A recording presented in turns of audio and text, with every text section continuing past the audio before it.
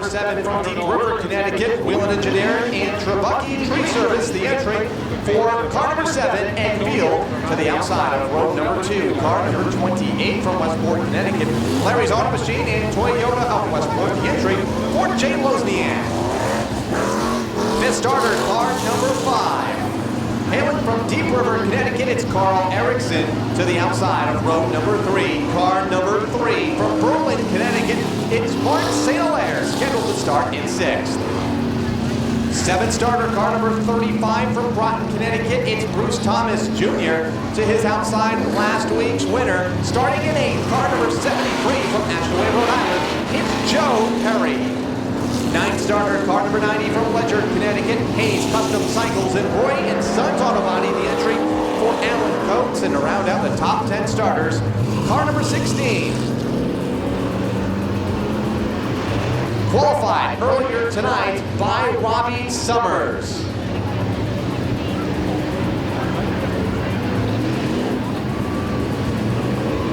And Robbie Summers will start that car here tonight, the 16. 11th starter, car number 2 from Trumbull, Connecticut, it is Dwayne Knoll to his outside. Starting in 12th, car number 6 from North Windham, Connecticut, Larry the Boss Goss.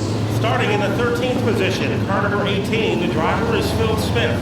And next door to him, occupying car number 77 in the Par 4 restaurant, Benvenuti Oil car, it is Richard Durante. And rounding out the starting field, we welcome him back to the Speedway, the 07 from Oakville, Connecticut.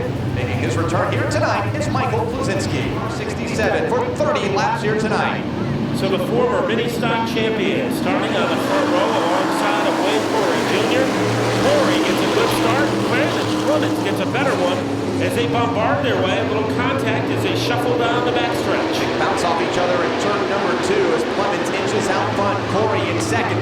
3 wide for second. Enfield right to the bottom. Wozniak in the middle.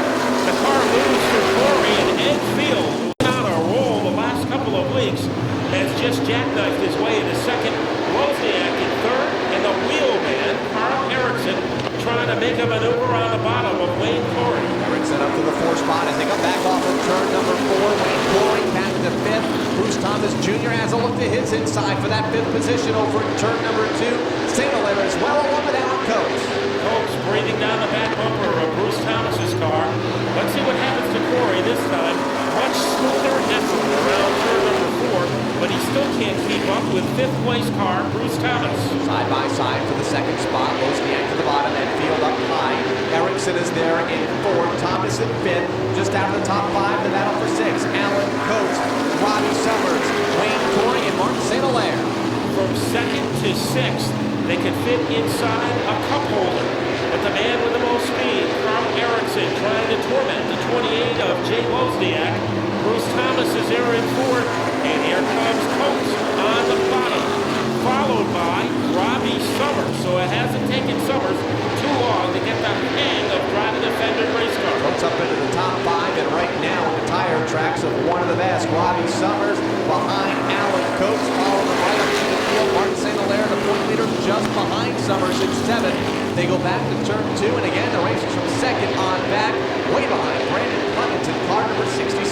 Well, we had a first-time winner in the late models a week ago with Joe Perry, and now Brandon Clements tries to be the 2nd consecutive former mini stock champion to win a late model race. But it looks like Erickson is starting to evaporate some of the advantage once owned by Brandon Clements. He laps in this time off of turn number 4 for Brandon Clements. Erickson and Thomas continue to go at it for the 2nd spot.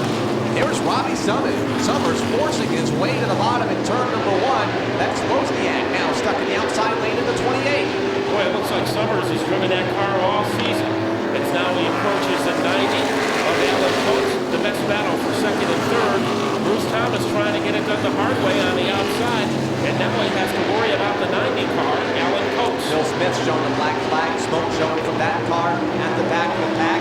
Leaders come back off turn 4. Clements out front. Alan Coates now challenging Thomas for the 3rd position down into the corner. Erickson continues to hang on to the runner-up spot on the backstretch. A good job in perseverance by bringing on Bruce Thomas as he continues to keep his position on the outside, trying to get by Carl Erickson.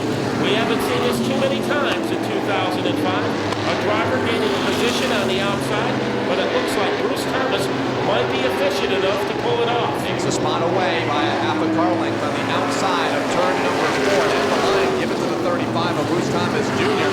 on Carl Erickson, who's kicked back to third. Alan Coates in fourth. Robbie Summers having a solid run here tonight. He's in fifth. He's able to hold off the current point leader, Mark St. Hilaire. Well, driving on the outside rim is a mindset. It is never give up. It's determination. And that's why Bruce Thomas has moved into second. A great battle for third and fourth. And now Alan Coates using the outside to his advantage as he will pick up a spot from Carl Erickson. And here's the race for the lead. Brandon Clements to the outside lane. Bruce Thomas Jr. down low, side by side off of turn number 2, right in front of the field. Alan Coates right there in third. Erickson in fourth. Summers in the outside lane in fifth. Bruce Thomas is fast anywhere he goes on the track. He went to the outside and grabbed second. Goes down low to get the lead. But right now he has a problem, and his name is Alan Coates. Those two guys, Thomas and Coates, have battled all season long. It looks like we're ready for another confrontation. And how about Robbie Summers in the outside lane? Moves around Carl Erickson with ease to take the 4 spot. Now goes to work on Brandon Clements, who is in third. St. Hilaire still stuck in traffic further back, car number 3 behind Wozniak and Erickson. What a slingshot move by Summers to move into third. Now that is an ECT car, but it's a backup car driven by Dennis Monticello. Robbie Summers is just doing a masterful job tonight. It's like he has driven it for about 20 years, not 18 laps. Can he catch the race leader Bruce Thomas and second place Alan Coates? 12 laps to go and time will tell. Brandon Clements in fourth, Erickson in fifth, Wozniak sixth. So we find the point leader in seventh, Martin St. Hilaire, car number 3. But he is trying to move up as he ducks underneath Wozniak. Now approaching the 5 car of Carl Erickson Jr. Let's see if Coates is able to shrink the advantage of Bruce Thomas. Remember a week ago, Alan Coates blew his motor, said that he was probably done for 2005. That turned out to be a false alarm. Thomas hit Coates, fighting it out in turn 4. And Coates beginning to reel in the 35 of Thomas, the race leader. Brandon Clements slides way up the speedway in turn number 4 and allows a couple of cars underneath, including Carl Erickson and Martin St. Hilaire in car number 3. Clements having a tough time keeping that car on the bottom, and it's costing him with each passing lap. Cost him another spot as Wayne Corr is able to dart his way underneath him. So Mark St. Hilaire, going for the big trophy at the end of the year, has moved into the top 5. Alan Coates has moved to the back bumper of the 35 car. He is close enough to siphon the gas from the Bruce Thomas car as they head across the stripe. Tell you what, Robbie Summers is closing in a hurry between the race for the lead and lap traffic that they are approaching.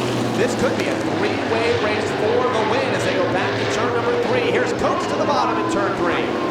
Bruce Thomas left the door open, and Alan Coates, as he's done so many times, has taken advantage of it, seeking his 7th win of the season in car number 90. Thomas now is a pursuer instead of being pursued, and as you said, Robbie Summers, car number 16, he is a definite factor over the final 5 laps. He is right there on the back bumper of now former race leader Bruce Thomas Jr. On the back straightaway, Summers in third. Alan Coates not able to break away at the point with Rich Durante just ahead, along with Michael Kuzinski in the 07. Michael Kozinski doing a good job in his first trip back to the bowl this year. Coates getting a little bit of separation between himself and Bruce Thomas.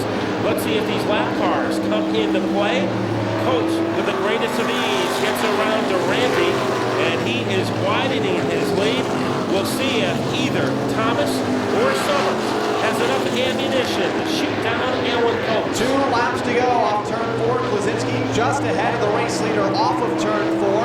And Alan Coates will clear up to the outside lane. Thomas in second. Summers in third as they go back to the corner. Brandon Clements continues to run off the pace in the 67 car.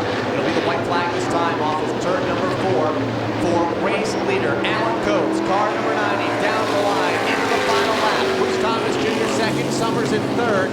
St. Hilaire worked his way through traffic. He rides in fourth, sliced it through the lap traffic now of Kuzinski and Durante over turn number 3. off of turn number 4. Check the flag in the win for Alan Coates. He will win here tonight.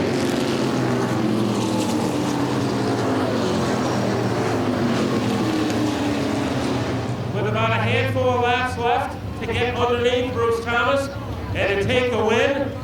And he is ready to jump out of the race car for the 7th time this year, Alan Coates. Alan, what a difference a week makes. Last week, you said the season might be over. This week, you're in victory lane. How were you able to do it? Well, I can tell you right now, I've stuck by my engine builder for quite a few years. He stepped up to the plate and he built me an engine, and that thing is really stout. Thanks to Larry's Auto Machine, Jeff Hayden, Groton Oil, they all came through to help me put this whole thing back together, because without them, I'd be in the stands with soup down in turn 1 having a couple beers. Instead, you're able to get the taste of victory tonight. Outside to get into second, inside to get the lead. It looked like your car was capable of going anywhere you wanted it to. Yeah, usually the championships I've won over in the past have been pretty easy, but this was not so easy, and I'll tell you, I got a good crew, and we're not slowing down. He sure didn't slow down tonight. Victory number 7, ladies and gentlemen, for the driver